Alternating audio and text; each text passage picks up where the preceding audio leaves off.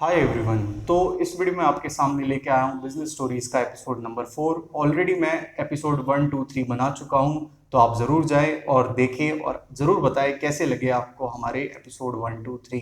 तो इस episode number 4 में जैसा इसका टाइटल है, 10% share holder the richest person in the world question mark. तो क्या ऐसा पॉसिबल है कि केवल एक एक कंपनी में केवल 10% का जो शेयर होल्डर है वो रिचेस्ट पर्सन बन सकता है इस वर्ल्ड में? तो ऐसा पॉसिबल हो सकता था लेकिन हुआ नहीं। इस कहानी की शुरुआत होती है 1976 फर्स्ट अप्रैल, जब एप्पल का फाउंडिंग हुआ था। उसके ओरिजिनल 3 फाउंडर्स थे, स्टीव जॉब्स, स्टीव वोजनिएक और रोनाल्ड वेन। इन तीनों ने कंपनी को स्टार्ट किया था। तीनों इससे पहले अटारी नाम की कंपनी में काम करते थे, जिसको वार्नर कम्युनिकेशंस ने बाद में आपका ले लिया था। फिर एप्पल कंपनी की जब स्टार्टिंग हुई थी तो इन तीनों में आपका जो सबसे बड़े थे वो रोनाल्ड वेन ही थे। 42 ईयर्स ओल्ड के थे। बाकी आपका स्टीव जॉब्स और स्टीव वोजनिएक 22-21 ईयर्स, 20-20 साल इनसे छोटे थे।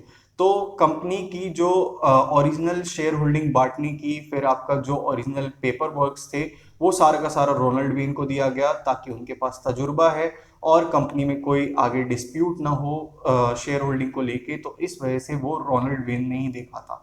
और यहाँ तक कि कंपनी का जो फर्स्ट लोगो था, जिसमें कि न्यूटन पेड़ के नीचे बैठे हैं और उनके ऊपर सेब गिरने वाला है, वो ओरिजिनल लोगो भी रोनाल्ड वेन ने ही बनाया था।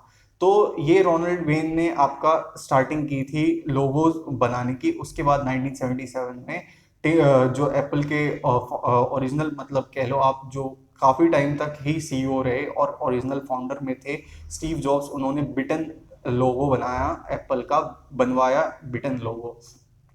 तो अब ये ऐसा क्या हुआ कि जो रोनाल्ड वेन थे वो आपका रिचेस्ट पर्सन नहीं बन पाए। कंपनी को स्टार्ट हुए केवल 12 दिन हुए थे। 12 दिन बाद स्टीव जॉब्स ने $15,000 का आपका एक जो लोन था वो लिया था, ताकि कंपनी आपका एप्पल का कंप्यूटर बना सके, और बाइट नाम की एक कंपनी थी उसको वो कंप्यूटर्स ट्रांसफर कर सके। लेकिन बाइट नाम की जो कंपनी थी वो काफ़ी ज़्यादा नोटोरियस थी। नोटोरियस का मतलब आपका जो गलत कामों में और गलत चीज़ों में, या फिर जिनका गलत तरह से नाम लिया जाता है, उसमें फेमस थी।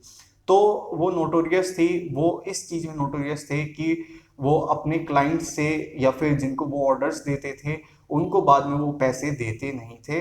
काम करवा लेते थे, पैसे देते नहीं थे। इस बात से रोनाल्ड वेन चिंता में थे कि अगर ऐसा हुआ तो आगे क्या होगा। मैं तो अब बूढ़ा हो गया हूँ, लेकिन ये दोनों जवान हैं, स्टीव जॉब्स और स्टीव वोजनिएक, ये सह लेंगे, मैं नहीं सह पाऊंगा। क्योंकि इससे पहले भी उनकी अपनी अर्ली लाइफ में भी उन्होंने बहुत ज़्यादा फेलियर्स देखे थे। ऐसे ऐसे फेलियर्स देखे थे जिससे उनकी जो आत्मा थी वो ज़्यादा सह नहीं पाई ये वाला फेलियर, कि अगर होगा तो क्या होगा, क्या नहीं हो पाएगा। तो इसी वजह से कहा जाता है कि 12 दिन के अंदर रोनाल्ड वेन ने अपना जो एप्पल का जो शेयर होल्डिंग थी 10% की, वो $800 में बेच दी। $800 में आपका बेच दी। उसके बाद उन्होंने अपने सारे राइट्स गिव अप कर दिए, ताकि वो फ्यूचर में कुछ भी क्लेम ना कर पाए। तो कहा जाता है अगर वही 10% आज अगर उनके पास रहता, तो एप्पल जो अभी $3 ट्रिलियन की कंपनी है, और इनके पास आपका $300 बिलियन का एप्पल का शेयर होल्डिंग होता। और ये अगर मैं इंडियन करेंसी में आपको बताऊं तो 25 लाख करोड़ के आसपास होगा, जो कि इंडियन कंपनी, कोई भी इंडियन कंपनी का मार्केट वैल्यू इतना नहीं है। एक रिलायंस है जिसका मार्केट कैप आपका 19 लाख करोड़ का था, जब तक उसका जियो का डीमर्जर नहीं हुआ था। तो 25 लाख करोड़ केवल एक इंसान के पास होता, अगर उसने अपनी 10% की शेयर होल्डिंग नहीं बेची होती। तो उन्होंने सही किया, गलत किया, कमेंट में ज़रूर बताएं।